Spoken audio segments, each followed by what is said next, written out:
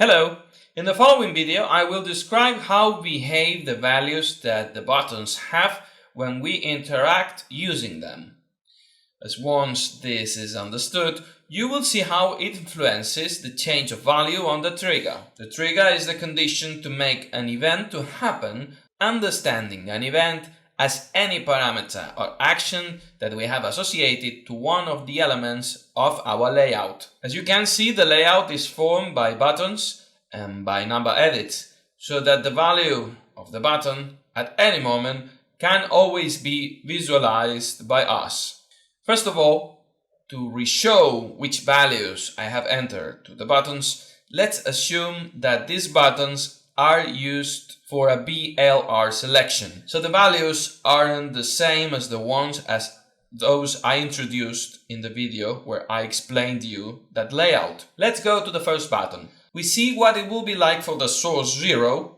The maximum value would have to match with the source, and the minimum value, as we said, was -1. For the next button, minimum value 0, maximum value 1. For the next, minimum value button 0, and for the next, maximum value 2. The following buttons will have the same utility, but in this case, the best way to do it is with a bridge selection, since this type is a toggle exclusive. On the contrary, the buttons that I have shown you before were toggle. In this group, it needs to be toggle exclusive. You know that we cannot use two buttons simultaneously pressed, and the values that are given are exactly the same that in the row above. For the source 0, we have a value, a minimum value of -1 and a maximum value of 0.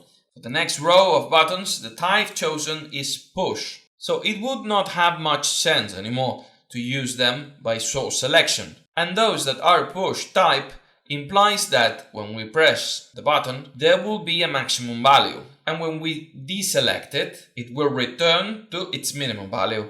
The values that I have entered are again -1 and 0, 0 and 1, and 0 and 2. I have associated the action to each set value to element button. If we go to the tab of actions and parameters, we can see it. For the first button, set value to number edit 1, and for the rest of the buttons, I have done exactly the same, but associating them with the number edit that they have just below. Now I'm going to launch the layout so that you see how it behaves. In the first group of buttons we have above, these are toggle type and they have no exclusivity, so that we can have two buttons pressed simultaneously, and the values that they will have, its maximum value should be 0, and if we deselect it, its minimum value is -1. The next one that has value minimum 0, maximum value 1, if we press it, we see how the change takes place.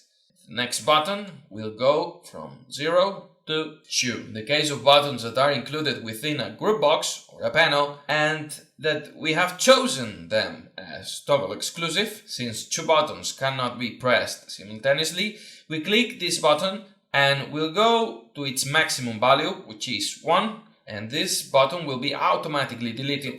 It will then go to -1. Yeah, that's it. It went to a value 1 and the first button went to a -1. In the case of these push buttons, since they will not be able to be pulsed, the maximum value only is going to happen while we are pressing it. For example, for the case of the 0 button, the minimum value is -1 and the maximum value is 0. We see as we press that there is a maximum value deselected and it goes to the minimum value. Once understood how the value on the buttons behaves, what I'm going to do is to show you how the trigger behaves. In this case, of a source selection, it's a BLR. I'm going to close the layout and see how on the source selection buttons we added the BLR parameter source. I already explained to you how we have to do it. So select the device and drag each of the buttons to each of those buttons of the parameter.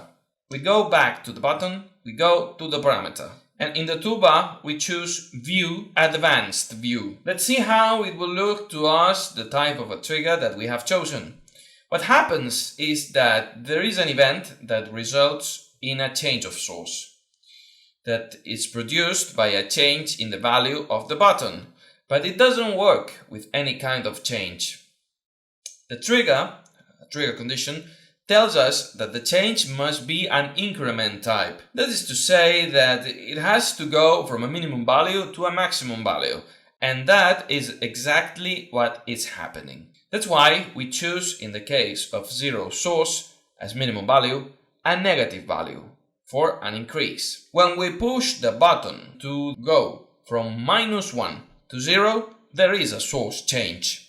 I will show you that there are different types of trigger. The trigger editing is something transparent to the user, provided to add parameter or action associated to the trigger. But it's good that you know that it exists, so you understand how we give the values to each element that is on our layout. So that's it for now. I hope this video has been helpful.